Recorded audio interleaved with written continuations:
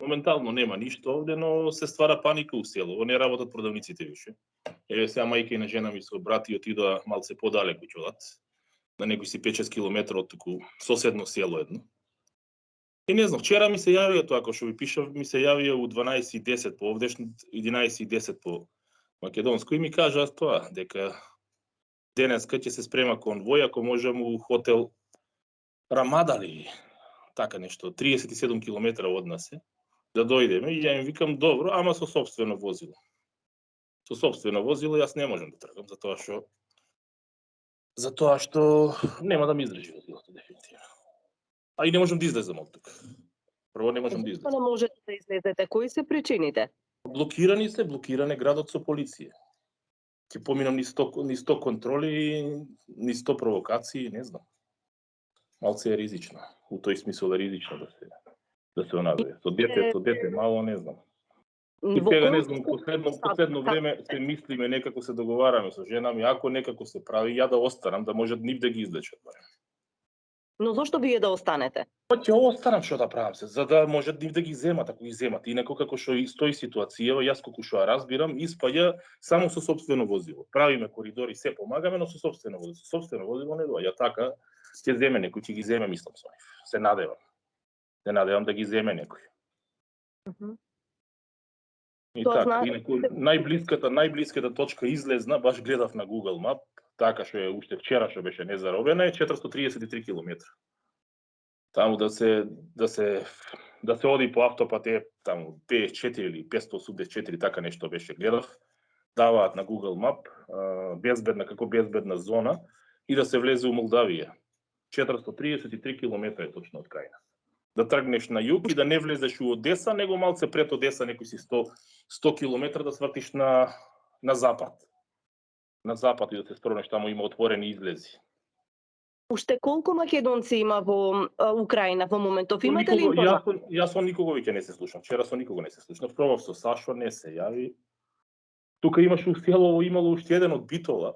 Се слушнавме пред 2 дена. Но толку беше, се слушнавме, како ми рече, Даниел ли се викал. Тан вика, сакам да бегам, они се едногодишно дете. И така, се слушнавме и толку. Ништо повеќе не сме се организирали. Со амбасадата имате ли постојано некакви контакти? Ми се јавуваат од министерство, ми се јавија и вчера и ноќта ми се јавија. Ми се јавуваат, не можам да кажам дека не се трудат луѓето, се трудат, но моментално тоа што ми понуди, мене не ми одговара. Можеби за тоа што нема тука до тој степен како со жената у Харков. Јас сум многу радосен, па ќе речам. Вчера кога прочитав дека земале со опсе, викам јас сум еден од причините, нели ја инсистирав и на Инфомакс се јавував да само со опсе ако може да се излечат. Друго е, а да тргне со своја кола, на прво на 2 километра овде има пост, кој си ти, што си, многу народ не ме знаат мене овде. Може се тие војници поставени од Киев, кој ме знае? Ја не зборувам ни украински, а повише руски зборувам. Како се промени ситуацијата последниве 2-3 дена? Што се случува? Разлика е, да речеме, од викендов до сега? Продавниците ви кажав не работат овде, нема ништо, се е затворено, со решетки се, кој што ми кажа, со решетки се пуштени. Ја не можам да одам, јас сакам да отидам да снимам некои си слики, видео, нешто да направам, не можам, не ме пуштаат. Жена ми и мајка ми не ме пуштаат да излезам. Тука сум у дворов, се мотам. Седам дома и така. Инаку психоза голема се јави. У село, пола село, нема ни сирене, ништо, но со децата, жени со деца се кријат у подруми. Навечер, скоро 80% од селанивја имало доста, 1500 луѓе имало дојдени од Киев, што се туку у село. Тоа друго не знам што да ви кажам. Инаку нема такнеже, ништо не се слуша. Па и времево се расипа. Вчера почна снег да врне, падна доста температурата. Навечер до -5, сега е моментално 3 степени.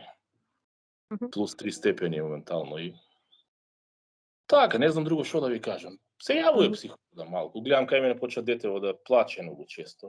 Кој да чувствува нешто, нема ништо, дали викам ние што зборуваме натаму се слушаме со се, разбира колку е 2 години, разбира, зборува више. Така е. И јас за тоа и си мислам, викам, ако не, жена ми и детево некако да ги пратам. Можам да ги однесам од тука, максимум 12 километра, гледам безбедна точка, каде што ја можам да ги однесам. Ништо не им одговара. Тоа е до троешчина село, да се спробнам по некои патишта, не по главниот пат ми е 5 километра, но мора да одам по некои заобиколни патишта, тоа е 12 километра, можам да ги однесам. Ама они не сакаат така. Конвој не се прави по моје така. Конвој треба да те земе тебе, не да ме земе од дома. Ја не верам да ме земе од дома. Ама од прва безбедна точка да каже каде можете да дојдете. Ја не викам да ме земете од дома. Ама ти да ми кажеш сега дојди ваму, мене не ми одговара. И на Сашо не знам колку ќе би ми одговарало.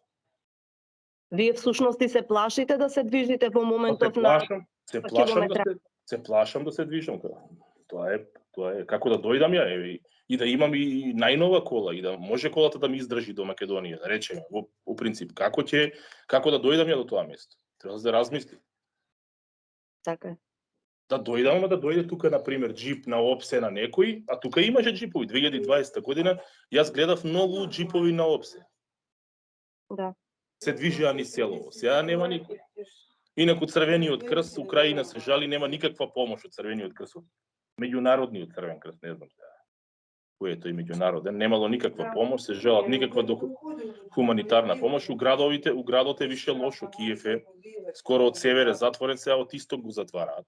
Ни стасуват некои мапи на тоа група да и така. После войната се заканува и хуманитарна катастрофа, значи во хуманитарна ќе биде наскоро.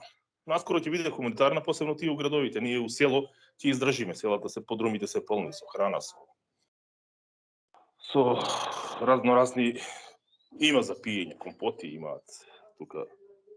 Да. Разни зимници направено, не е проблем. Секоја куќа овде има како по 200-300 кила кромпири, на крајот ако иш да ќе јадеш кромпир. За јадење комплетно нема да умреме,